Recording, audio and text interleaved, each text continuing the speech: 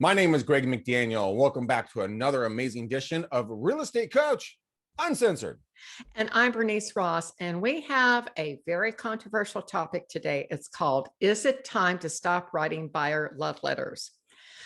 A number of the speakers at Connect Now a couple of weeks ago were adamant that agents should stop writing buyer love letters to sellers because they often violate the fair housing laws. They also advise listing agents to avoid presenting any of these letters to their sellers. Greg and I definitely disagree with both positions, and Greg disagrees at a level that is so strong, it's not even funny. So the problem with the love letter is it's what you put in the communication that can be a problem with the fair housing laws. So what we're going to do today is kind of unpack what is required by the law. And you may or may not like it. You know, I was going over this with Greg before, and he's like, no. But let's talk about the Fair Housing Act and especially who it protects. So the notion here is that as a realtor, and this is code of ethics, but it's also tied to the Fair Housing Act of 1968, as well as the amendments to the fair housing laws. And it prohibits discrimination because of race, color, national origin, religion, sex, family status, age, or disability. And, you know, one of the things, Greg, I know you were kind of shocked when I told you this, but one of the things that, you know, we were told we had to train when it came to advertising, or if you're doing a buyer's interview, is you can't ask how many people are in your family. You have to ask how many people are in your household. So let's talk about a little bit about the buyer love letter. When did you first hear about this? Because the ones, the letters that we were training back 20, 30 years ago were really about finances and what features they like, but they weren't these kind of gushy, oh, my client is, cute, this cute couple with a baby.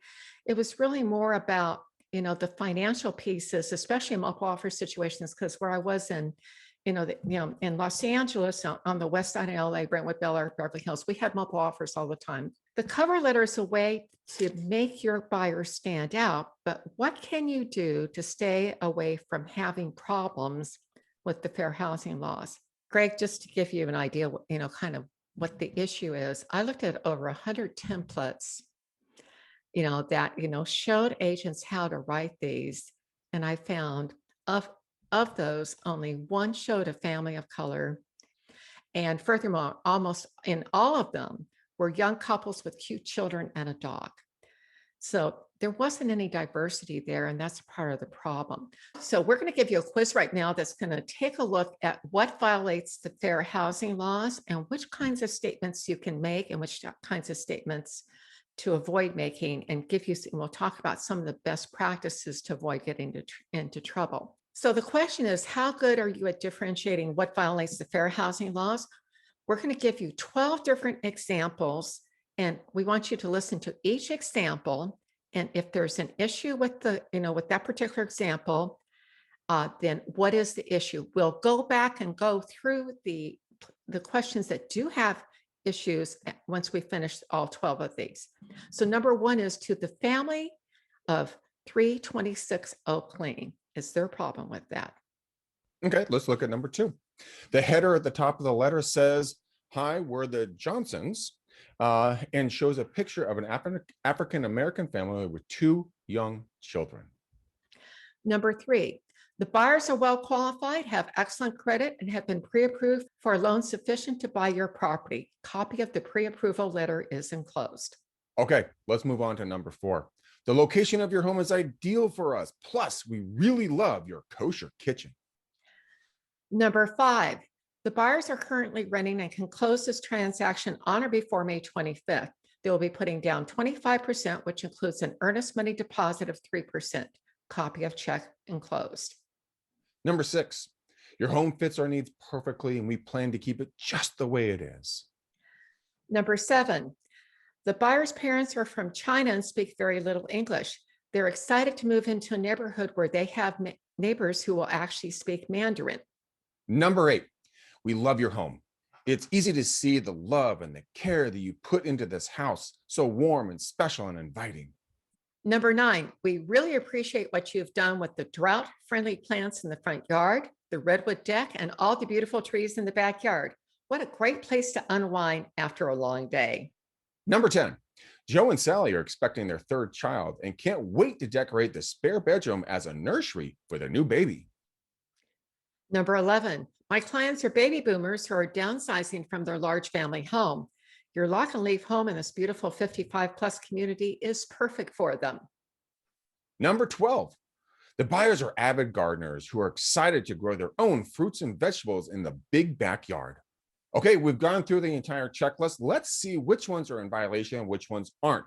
So these are the numbers that are violating the fair housing laws. Number 1, number 2, number 4, number 7, number 10, and then number 11. The remaining numbers that are not mentioned here are not violating the fair housing laws. And Greg, I'm going to run through all of these because this is things I've trained in the past, and I kind of, this is not your cup of tea here. You're a prospector, but as an agent, we all need to know these things. Number 1, to the family at 326 Oak Lane. The problem here is that this violates the family status provisions of the fair housing laws. It's referencing family, but not every group of people who lives together is related. You could have 2 people who bought something together in a business relationship, or who are unrelated, or someone who's living alone. A better approach would be to address the letter to either the sellers or the owners at 326 Oak Lane.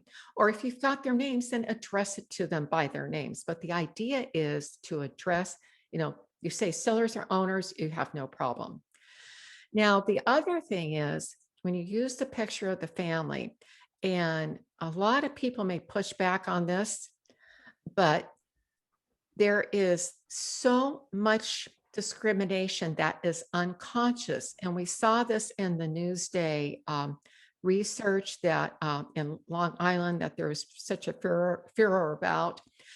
But people have biases. That's the bottom line. And many times they're unaware of them. That as realtors, we cannot express bias based upon race, color, sex, family status, age, or disability. We have to work around that. And when you use photos, whether, and you say that you're not someone who even thinks about discriminating, but you may be working with a seller who does discriminate and would be violating the law. Number 4, we really love your kosher kitchen. You can't mention any kind of religion. You can mention, and for those of you who are not familiar with the term, a kitchen for, so for someone who keeps kosher, it has 2 dishwashers and 2 refrigerators. You can reference the features of the property, but you don't make a reference to the kind of people who live there. The next one, you can't reference where someone's from. If your clients are Chinese, they speak Mandarin, and gee, it'd be great to be in that neighborhood. You don't put that into a letter. That's it. They may tell you that's what they want. People need to be able to move where they choose to move, but we have to, again, we're bound by the fair housing laws. And if somebody is blatantly discriminating, they're refusing to rent to someone because of their color or any of these other kinds of status that are protected, technically we're supposed to walk away. Then number 10, referencing a new baby. Again, that's family status. The thing that was troubling about these templates, all of them, with the exceptions of 3 of the 100 ones I looked at, all had white families with the 2 kids and a dog. And that's the problem. And finally, this number 11 is interesting. The exact statement was, my clients are baby boomers who are downsizing from their large family home. Your lock and leave home in this beautiful 55 plus community is perfect for them. The fair housing law does allow exceptions for 55 plus communities. So you can mention that, and you say baby boomer, okay, that's an age discrimination thing. A better approach would have been, my buyers are downsizing from their current 4,500 square foot home and are excited about moving into a lock and leave community where they can travel more. So the kind of takeaway here, Greg, is to talk about what they love about the features, but not who they are as on those protected classes. So You know, Greg, would you like to weigh in on this? I know you feel very strongly about this. you're frankly hurting my brain and my heart at the exact same time. But here's the question I want to ask you, since you've taught this. We're walking a razor thin line here. So when do you go to the wrong side, and how in the heck are you supposed to know what you just went over? I mean, honestly. Greg, you have just identified exactly what the problem is. And yet, if my memory serves me correctly, for all the years I've been a broker in California, I've had to take a fair housing course every time that I renewed my license. That fair housing was always required. So that's part of it. And we may disagree about what the laws say or think that these requirements are too strict. But if you're a realtor, the code of ethics says that you have to follow these, and it is what the law is. And the point is, when you don't know, go to your broker. And if your broker doesn't know, then call the hotline for your state association so that you can get advised on what is an issue and what is not an issue. So Greg feels even more strongly about this than I do. I don't think this practice should be banned. There are problems with banning buyer letters to the seller. Seems to me that the buyer does have a right to express what they love about the property, their financial qualifications. And as you said, it just makes your head spin to figure out where to draw the line. And also with these people that are arguing this, I think they're making some assumptions that are incorrect. Greg, what are those assumptions from your point of view? Three of them that pop out in my mind right off the top of the bat are these. I mean, number one, the listing agent / supervising broker are not reviewing the air quotes love letters before presenting the offers to the seller. Another one that kind of jumps off the page to me is even if the agent or agents and / supervising brokers are reviewing the letters, they would be unable to differentiate which letters are in violation and which ones aren't. And then the last one that kind of just comes at me really quickly is if they did review the letters and they found the fair housing violations, the agent / supervising broker would do nothing about the situation. So those are kind of just off the top of my head. Well, and Greg, I have to tell you, quite frankly, there are so many agents out there who, shortcut their training, in terms of when they got their license. They don't know the contracts, they don't know the laws. And those are the people who are much more likely to violate the laws because they just don't know them. But the brokers are required to know this. This is, part of what they can, they can lose their license over this. That's how serious it is. In addition to the challenge that I just raised with people who aren't trained and who, just haven't, they don't have the experience. They don't know. There's so much to know in this business. But if I'm on a multiple offer situation, I go through the love letters that have come in from the buyers. And if one of them violates the fair housing law, do I disallow that letter? What do I do? Or does the listing agent have the right, which is what, some of these speakers were saying, well, if you just have to ban the use of love letters or any of these seller letters at all. Well, do they actually have a right to do that if they follow the fair housing laws and that letter conforms with them? I don't think so. In fact, does the listing agent even have the right to make that decision as opposed to letting the seller decide? The seller gets to dictate what they want to see on offers. And then how should listing agents handle the situation where the buyer writes the letter and the buyers are the ones who violate that? So this is just, back to your comment, Greg, it kind of makes your head spin. It's a huge sticky wicket. So to kind of wrap this up, let's talk about a simple solution here. First of all, the things you can do. You can talk about the financial information, no question about that. You can talk about the features the buyer likes, but do not, bring in any of the protected classes. You can talk about how much they love the great kitchen. You don't have to say how they're going to use it. That may be tied to some other use.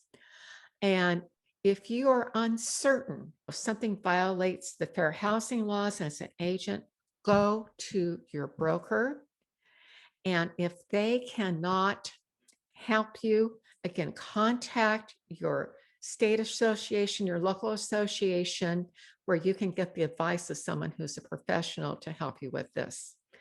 So, Greg, final takeaway from today? Be educated on the law and then exercise at the highest level that you possibly can at all times for the best interest of your clients, but be educated in regards to how you can walk this razor line. Great takeaway. So again, know the laws, and as Greg said, get educated on them and be sure that you follow the guidelines. Thanks for being with us today. We'll be with you next time.